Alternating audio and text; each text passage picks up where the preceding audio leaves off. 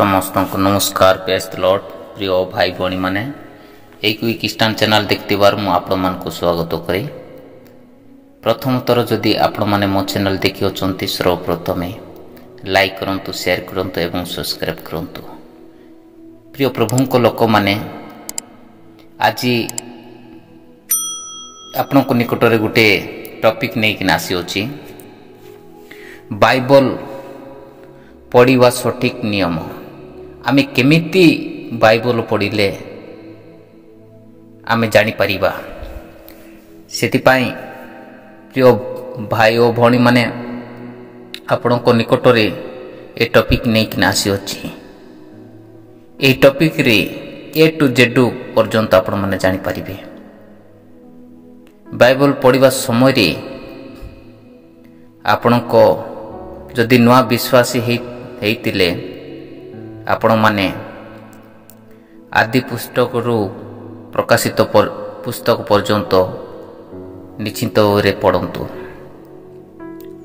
आउ आदि पुस्तक 1 रु 1 अध्याय आपण माने पढ़ंतु पुरातन नियम रे। आउ नूतन नियम रे मात्यु लिखित सुसमाचार 1 पर्व तार 1 अध्याय रु आपण माने पढ़ंतु। प्रिय बंधुगण माने आमे जेते बेले पढ़ी ताऊ सेते बेले एक वाक्य आपण को निकट रे उपस्थापन करा पई चाहे जहा लिखित अछि तार द्वितीय तिमोथी तार 2 पर्व द्वितीय तिमोथी तार 3 पर्व आमे 16-17 पद अध्ययन करिबा। मो अध्ययन करूची आपण माने देखंतु। समस्त शास्त्र ईश्वर निष्पसित एवं शिक्षा अनुयोग निषेध संशोधन और धार्मिकता संबंधी शासन निमंते उपकारी। 17 पद जेपरि ईश्वरंकर लोक सिद्ध होई समस्त उत्तम कार्य निमंते सुसज्जित हुए। प्रिय बंधुगण माने यही पवित्र धर्मशास्त्र बाइबल असाधारण पुस्तक अटे। साधारण पुस्तक नुहे, असाधारण पुस्तक अटे। जहाँ लिखित अछि समस्त शास्त्र ईश्वर निश्चित ए आदि पुस्तक टारु प्रकाशित वाक्य पर्यंत जहाँ ईश्वरंकर मुखरू बाहरतिबा निष्पसित वाक्य अटे। प्रिय बंधुगण माने सेति पई आपण माने निश्चित भाबरे पढ़ंतु। आ पढ़िवा समय रे आपनको मन, आपनको हृदय, आपनकर बॉडी प्रेजेंट सबु अंग प्रत्यंग सुस्थिर भाबरे ए बाइबल को अध्ययन करिबा उचित अटे। प्रिय बंधुगण माने सेति पई बाइबल करो आमे परमेश्वर गुण खोजिबा। केमिति खोजिबा? जहाँ आमे जहाँ लिखित वाक्य आमे साधारण भाव में पढ़ीदेले आमे ताहा बुझिबा बहुत कष्टकर विषय।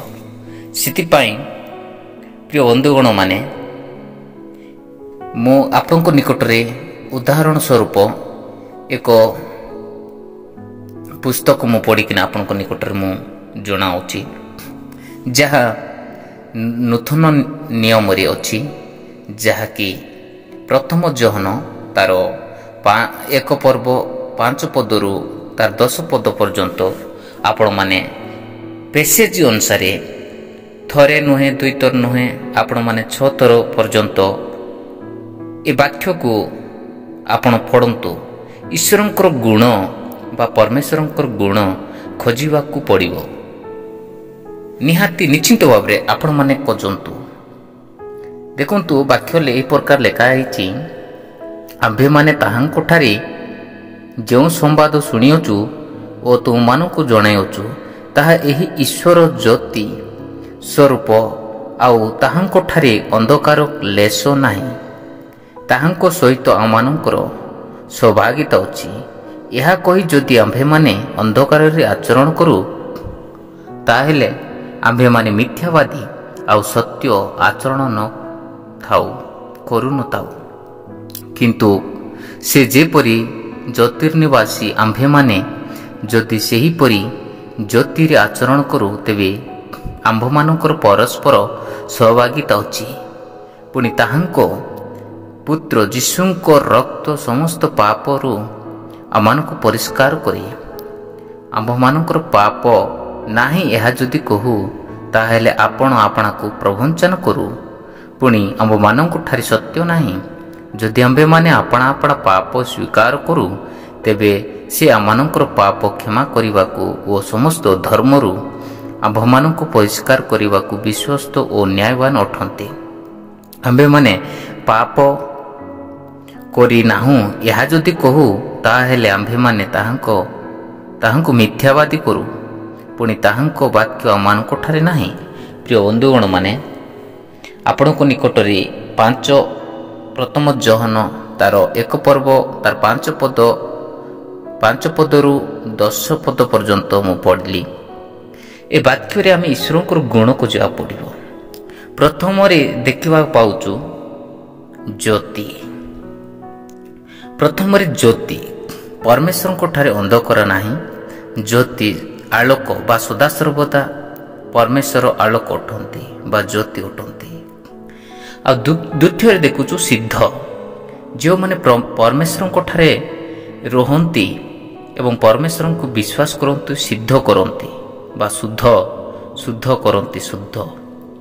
ଆଉ ତୃତୀୟରେ ଆମେ ଦେଖୁଛୁ, ଏ ବାକ୍ୟରେ ଆମେ ତାଙ୍କର ଗୁଣ ଦେଖୁଛୁ। ଶୁଦ୍ଧ, ପ୍ରଥମରେ ଜ୍ୟୋତି, ଦ୍ୱିତୀୟରେ ଶୁଦ୍ଧ।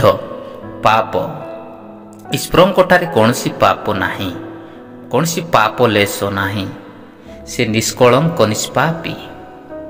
ତେଣୁ ଯେଉଁମାନେ ଈଶ୍ୱରଙ୍କ ଠାରେ ସଂଯୁକ୍ତ ହୁଏ, ତାଙ୍କଠାରେ ପାପ ନଥାଏ। ଆଉ ଚତୁର୍ଥ, ଆମେ 4 ପଏଣ୍ଟରେ ଦେଖିବା ଦଖା। ମନୁଷ୍ୟ ହୁଏତ ଦଖା ଦେଇପାରନ୍ତି, ମାତ୍ର ଈଶ୍ୱର କେବେ ମଧ୍ୟ ଦଖା ଦେଇପାରନ୍ତି ନାହିଁ। ପ୍ରିୟ ବନ୍ଧୁଗଣମାନେ, ଏଥିପାଇଁ ଆଉ ପଞ୍ଚମ, ଆମେ ଈଶ୍ୱରଙ୍କର ଗୁଣ ମିଛ। ଈଶ୍ୱରଙ୍କ ଠାରେ କୌଣସି ବିଷୟ ମିଛ ନୁହେଁ, ମିଥ୍ୟା ନାହିଁ। ହୁଏତ ମନୁଷ୍ୟ ମାନବ ଜାତି ଠାରେ ମିଥ୍ୟା ଅଛି, କିନ୍ତୁ ଈଶ୍ୱରଙ୍କ ଠାରେ କୌଣସି ମିଥ୍ୟା ନାହିଁ। ଆଉ ଷଷ୍ଠରେ ଦେଖିବା ଅନ୍ଧକାର ଈଶ୍ୱରଙ୍କ ଠାରେ ନାହିଁ। ଆମେ ଈଶ୍ୱରଙ୍କର ଗୁଣ ଏବଂ ଈଶ୍ୱରଙ୍କର ପାପ, ପରମେଶ୍ୱରଙ୍କର ବାଧା, ତାର ଉଦାହରଣ ସହ ଏହି ସ୍ଥାନରେ ଆମେ ଦେଖିବାକୁ ପାଉଛୁ। ଆପଣମାନେ ଅନେକ ବାଛିପାରିବେ, ଈଶ୍ୱରଙ୍କର ଗୁଣକୁ ବାଛିପାରିବେ। ସତରେ ପରମେଶ୍ୱରଙ୍କ ଠାରେ ଆମେ ନିଜକୁ ନିଜେ ନିରୀକ୍ଷଣ କରି ଦେଖିବା, ଆମେ ଈଶ୍ୱରଙ୍କ ଠାରୁ ବହୁତ ଦୂରରେ ଅଛୁ। ଆମେ ପାପରେ ଲିପ୍ତ ହୋଇଅଛୁ। ତେଣୁକରି ପରମେଶ୍ୱର କହିଅଛନ୍ତି ସେହି ବାକ୍ୟରେ,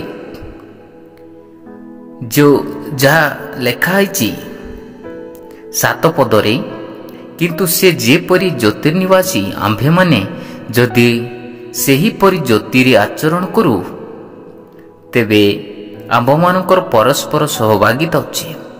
ପୁଣି ତାହାଙ୍କ ପୁତ୍ର ଯୀଶୁଙ୍କ ରକ୍ତ ସମସ୍ତ ପାପରୁ ଆମମାନଙ୍କୁ ପରିଷ୍କାର କରେ। ପ୍ରିୟ ବନ୍ଧୁଗଣମାନେ, ଆପଣଙ୍କର ପାପ ପୂର୍ବରୁ ପଶ୍ଚିମ ଯେତେ ଦୂର ସେତେ ଦୂର ପର୍ଯ୍ୟନ୍ତ ଆପଣଙ୍କର ପାପ ଥିଲେ ସୁଦ୍ଧା ଈଶ୍ୱରଙ୍କ ଠାରେ ସଂଯୁକ୍ତ ହେଲେ ବା ଈଶ୍ୱରଙ୍କ ଠାରେ ଆଚାର ବ୍ୟବହାର କଲେ, ଚାଳିଚଳନ ଈଶ୍ୱରଙ୍କର ବାକ୍ୟ ଅନୁସାରେ ଚାଲିଲେ, ଈଶ୍ୱରଙ୍କ ଠାରେ ବାଧ୍ୟତା ହେଲେ, ଆପଣଙ୍କର ପାପକୁ ଯୀଶୁଖ୍ରୀଷ୍ଟଙ୍କ ବହୁମୂଲ୍ୟ ରକ୍ତରେ ପରିଷ୍କାର କରନ୍ତି। ମୋର ପ୍ରିୟ ବନ୍ଧୁଗଣମାନେ, ଆମେ ଅନେକ ବିଷୟ ଆଜି ଶିଖିବାକୁ ପାଇଲୁ। ପ୍ରଥମେ ଈଶ୍ୱରଙ୍କର ଗୁଣ ଜ୍ୟୋତି, ଦ୍ୱିତୀୟରେ ଶୁଦ୍ଧ ବା ସିଦ୍ଧ, ତୃତୀୟରେ ପାପ ନାହିଁ, ପ୍ରଥମରେ ଜ୍ୟୋତି, ଅନ୍ଧକାର ନାହିଁ, ସିଦ୍ଧ ଅଶୁଦ୍ଧ ନାହାନ୍ତି, ତୃତୀୟରେ ପାପ, କୌଣସି ପାପ ନାହିଁ, ଚତୁର୍ଥରେ ଦଖା, ଈଶ୍ୱର କାହାକୁ ଦଖା ଦିଅନ୍ତି ନାହିଁ। ଆଉ ପଞ୍ଚମରେ ମିଛ, ଈଶ୍ୱରଙ୍କଠାରେ କୌଣସି ମିଛ ନାହିଁ। ଷଷ୍ଠରେ ଅନ୍ଧକାର, ଈଶ୍ୱରଙ୍କଠାରେ କୌଣସି ଅନ୍ଧକାର ନାହିଁ।